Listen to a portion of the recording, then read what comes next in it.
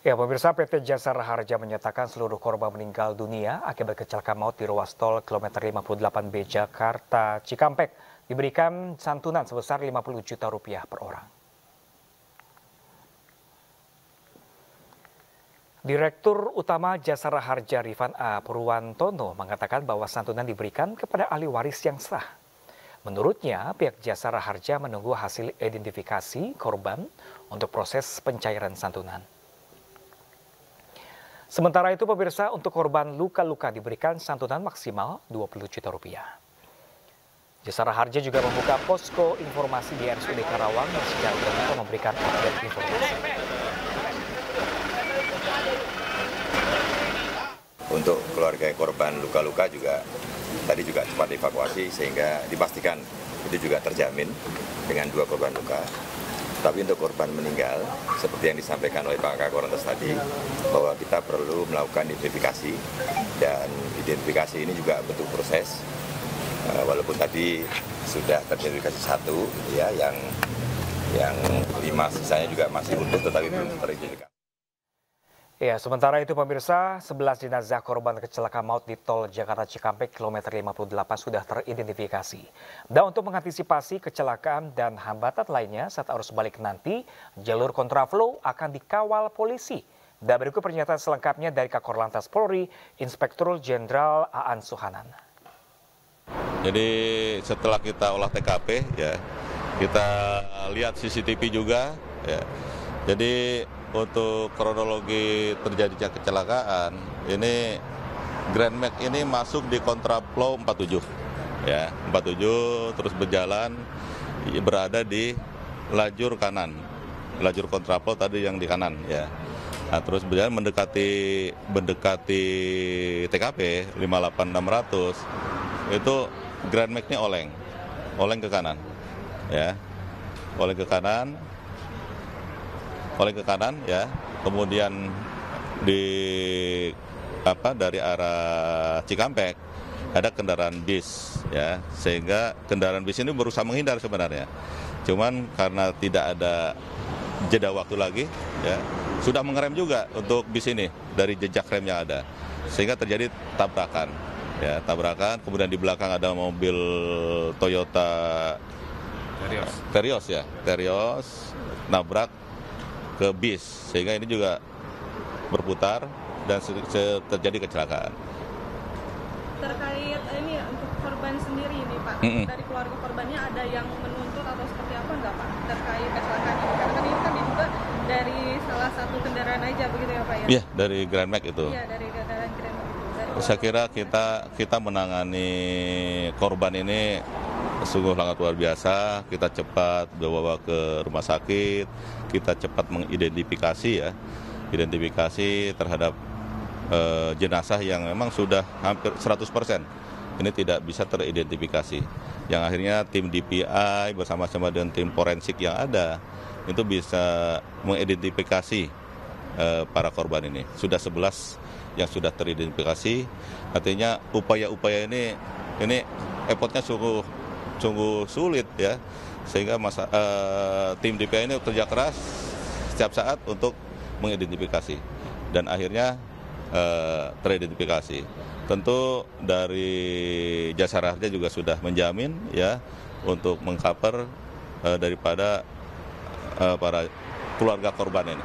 Ya. Untuk STNK atas nama Yanti ini bagaimana, Pak? Nah, kita sedang telusuri, ya.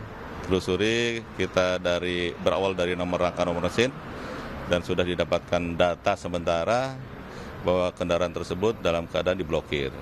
Ya, ini sedang kita telusuri, blokir pidana, blokir perdata, atau blokir etle. Kan ada beberapa permintaan dari kepolisian biasanya. Ya, ini sedang kita selidiki. Nanti kalau ada dugaan kendaraan mungkin hasil kejahatan dan lain sebagainya, itu kita akan serahkan ke reserse untuk melakukan penyelidikan dan penyidikan. Lalu antisipasi ke depannya biar nggak terjadi kejadian seperti kemarin atau evaluasi untuk kontraflow? Ya, tadi sudah saya sampaikan, ya, kontraflow ini kan sebagai solusi, ya, solusi yang universal di negara manapun ini dilaksanakan, ya, untuk menambah kapasitas jalan. Seperti sejak awal saya sampaikan dari simulasi yang ada di penggal jalan Jakarta Cikampek itu visi rasionya 1:2:1, artinya harus menambah kapasitas jalan. Salah satu jalan ya membuat kontraflow. Kalau tidak melakukan itu arus lalu lintas akan stuck. Artinya akan ada masalah baru ya ketika kita tidak melakukan upaya-upaya. Ya, makanya kita lakukan kontraflow. Yang terpenting ya evaluasi dari kejadian kemarin, yang terpenting ini kita melihat lebih kepada safety-nya ya. Makanya kita akan gunakan nanti pada saat arus balik ya, karena ada skema kontraflow, kita akan menggunakan safety car yang pertama. Jadi semua dikawal oleh polisi. Ya, nanti dari 70 sampai dengan 47 selesai, nanti berikutnya ada polisi yang sudah siap mengawal. Ini untuk mempertahankan kecepatan. Karena kecepatan di kontraflow itu sudah kita batasi 60 km per jam. Nah, jadi tidak ada euforia lagi ketika habis macet terus ada kontraflow, jas, cepat-cepatan. Nah, kita akan kawal. Kemudian yang kedua, kita akan siapkan kendaraan-kendaraan pendukung untuk keselamatan maupun menangani hambatan. Ya, itu akan kita tempatkan di tempat yang bisa cepat menangani. Kalau ada hambatan mogok, kita cepat diderek. Kalau ada kecelakaan, penanganan yang cepat, ini bisa menyelamatkan korban. Kalau itu ya, jadi kita siapkan kendaraan tersebut ya untuk kecepatan menangani permasalahan yang ada di kontraflow. Yang berikutnya, kita akan memberikan isyarat lebih banyak. Ya, kita akan rapatkan, nanti akan kita gunakan water barrier, kita akan gunakan kun, dan pada malam hari kita akan gunakan lampu selang, sehingga ini bisa memberikan isyarat kepada yang dari Jakarta maupun dari Bandung. Ya, ini lebih ke safety-nya kita untuk evaluasinya. Ya. Ya pemirsa, kita langsung bergabung ke RSUD Karawang terkait keterangan pers kecelakaan maut kilometer 58 tol Jakarta Cikampek berikut ini.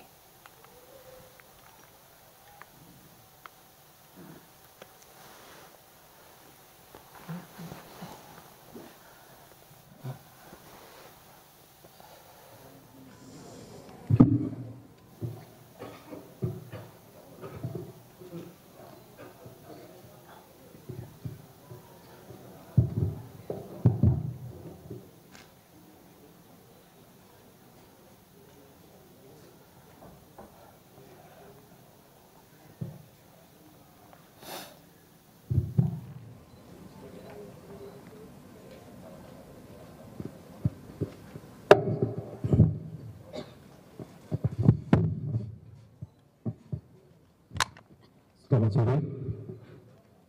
Assalamualaikum warahmatullahi wabarakatuh. Yang saya hormati Kakor Lantas Polri, Irjen Pol Dr. Andes Aan Suhana, MSI. Yang saya hormati Direktur Utama PT Jasa Raja, Bapak Rifan Purwantoro, dan Bu Dewi, Direktur Operasional Jasa Raja. Ketua Tim DVI Polri, Kombes Pol Dr. Nariana, MKes, dan yang saya hormati tentunya di Lantas Polda Jawa Barat dan Kapolres Karawang, serta rekan-rekan, dan tentu juga tidak lupa Direktur RSUD Karawang yang turut membantu proses tim DVI, dan tentunya juga rekan-rekan media insan pers yang hadir pada sore hari ini. Kami dari kepolisian beserta unsur terkait akan menyampaikan hasil identifikasi korban kecelakaan di kilometer 58, khususnya di tol Japek, Jakarta Cikampek. Untuk itu, saya akan menyampaikan beberapa hasil yang maupun kegiatan yang telah kita lakukan. Yang pertama, dari lokasi kecelakaan kilometer 58 atau TKP, tim DVI Polri menerima sebanyak 14 kantong jenazah. Kemudian tim DVI Polri membentuk posko DVI yang dipimpin langsung oleh Bapak Kabidokes Polda Jawa Barat, Kombes Pol Dr. Naryana Enkes.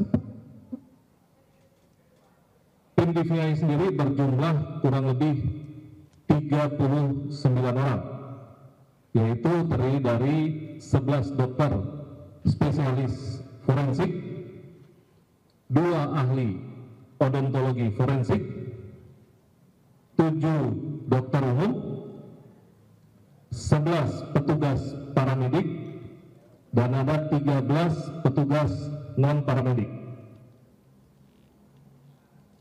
Tim DVI sendiri ini merupakan gabungan dari personil Pusdokes Polri, Bidokes Polda Jawa Barat, Inafis Polres Kerawang, dan RSUD Kerawang, serta tentunya didukung oleh PDGI Jawa Barat, ini Persatuan Dokter Gigi, dan ada PDFI Jawa Barat, Persatuan Dokter Forensik. Tim DVI kemudian mendirikan pos AM, antemortem, dan pos PM, postmortem. Pos AM sendiri bertugas menerima informasi atau data ciri-ciri korban dari keluarga. Sedangkan pos PM yaitu mengidentifikasi jenazah dan mengamankan properti serta label. Tim DVI juga melakukan dokumentasi kegiatan dan mencatat hasil giat AM dan PM. Kemudian dari hasil identifikasi yang telah dilakukan oleh tim DVI telah berhasil teridentifikasi sebanyak 12 jenazah dengan jenis kelamin 7 laki-laki dan 5 perempuan. Sampai dengan saat ini, dari hasil identifikasi yang dilakukan oleh tim DVI dengan bekerjasama stakeholder terkait, termasuk Polres, Polsek, rekan-rekan TNI, pemerintah daerah, dinas kependudukan, dan aparat pemerintah desa, serta masih banyak lainnya.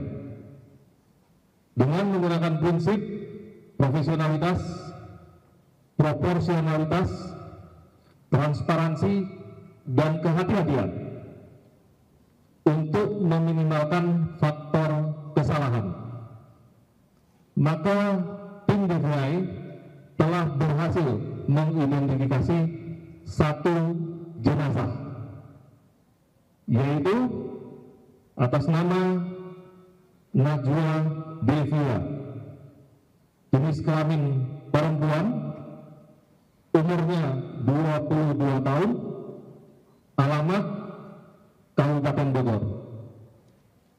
Jenazah korban teridentifikasi berdasarkan data primer gigi.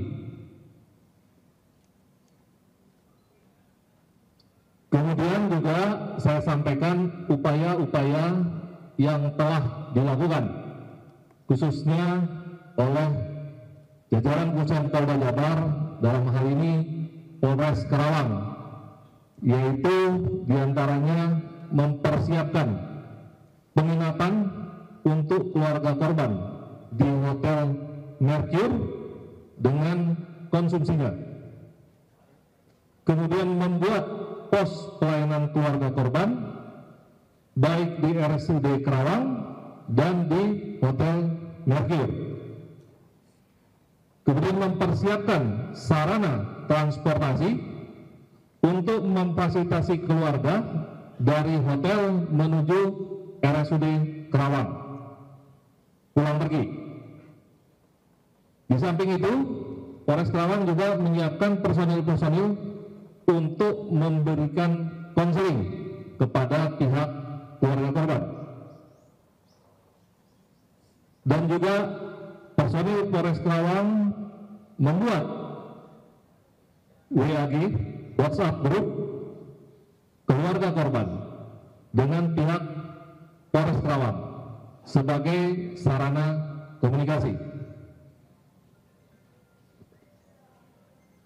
Nanti akan diserahkan jenazah yang telah teridentifikasi kepada keluarga korban oleh pihak kami dari tim DVI.